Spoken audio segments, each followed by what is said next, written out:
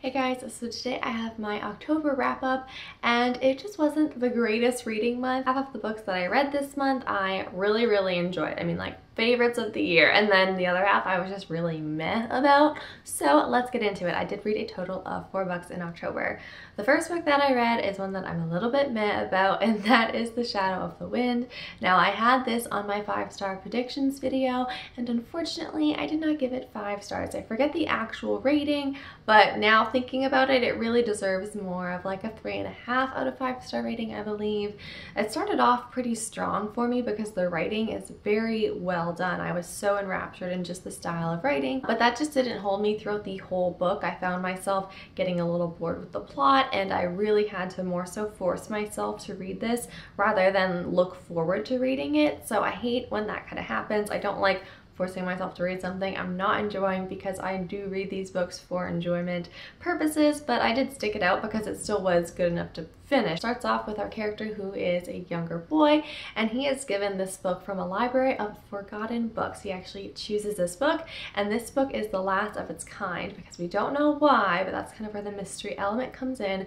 But someone has been locating all of this author's books and burning them or destroying them entirely. So this is the last remaining book that this boy has, and you kind of follow this boy. It's just him with this book and the whole mystery of this author, and you uncover all about this author's past. I enjoyed it okay, but it was just okay for me. It wasn't something that I felt blown away by, but it did have a very atmospheric fall vibe to it, so I am glad that I read it in October because there just was something October-y about this book. Next, I read a book that I super loved, and I have a full review for it, and that's the Guernsey Literary and Potato Peel Pie Society. So I do have that full review. I'll leave it linked below, and I won't spend too much time here talking about that book since I do go into more detail in that review video.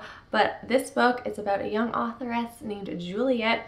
Takes place in 1946, right after World War II, and she gets in contact with these people from the island of Guernsey, which is a small British island, which is actually more so outside of France. She learns about their literary club that they started during the war, and she corresponds with all these islanders, and it's just so good. So definitely check out that review if you're interested in more, but I really loved it. I give it 4.5 out of 5 stars, so a win for me. Next, I have my other meh book of the month, and that is Uprooted. So this is a book I'd actually wanted to read last fall, and I had it on my fall TBR, but for some reason I didn't get to reading it, and so this year I said, yes, I'm going to read Uprooted, especially because I'd been hearing more about this book since the second, or I don't know if it's the second in a series or it's just another book by the author, Spinning Silver, came out. And so I've been hearing about that. I thought, okay, I'm gonna read Uprooted.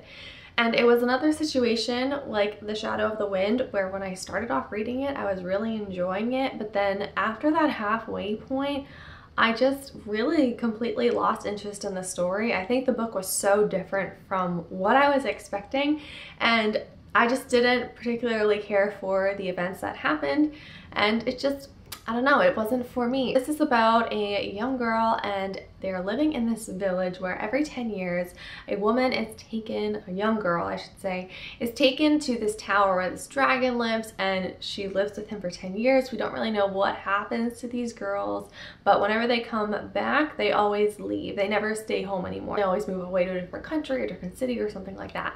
And they never really say like what happens when they're in this tower. First of all, my first error was that I thought there was an actual dragon, because even though it sounds like it's a dragon, I obviously didn't read enough. They refer to the wizard in the tower as the dragon. So I honestly thought that there was a dragon in this tower, and I was so excited for it. And then I found out that they meant like dragon was just the name of the wizard.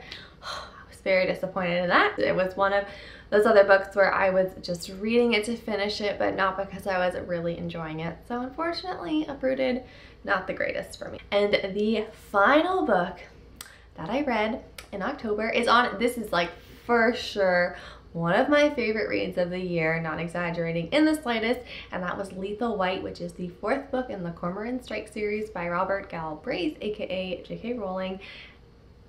5 stars. I am obsessed. I honestly felt so sad when I'd finished Lethal White because all I wanted to do was keep reading about Robin and Strike and them solving crime. Like, I didn't want to read anything else. It was really sad to me to think that I would have to wait years for another installment in this series, and I really didn't want it to end. And this book is longer for a mystery novel. It's 650 pages, but I loved all 650 pages of it. I am glad it was that long because that meant I just got to spend more time with these characters that I love so much.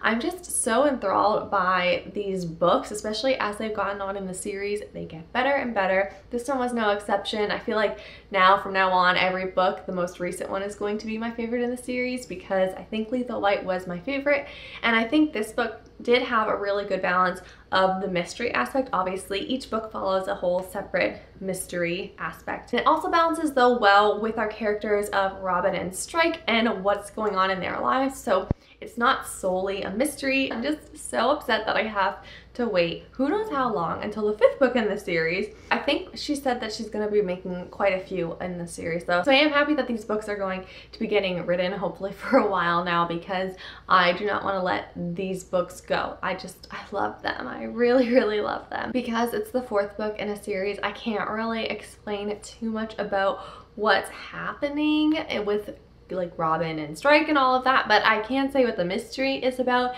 It's about this politician, and he is getting blackmailed, and so you're following why is he getting blackmailed, who has dirt on him. Once again, completely amazing. I didn't see it coming what happened, as I never do. I always take my notes and make mental notes, and I think this is gonna be it, and it's never right. So, oh well. If you're gonna complain about 650 pages of a book that you love, then you're crazy, because I think it was great and I honestly could have had it longer. I'm happy that I get to end the October wrap-up with such a positive review for Lethal White. So that was my reading month. It was half-half, so and fantastic. There was no middle ground with this. That's all I have to say for this wrap-up video, but thank you so much for watching and happy reading.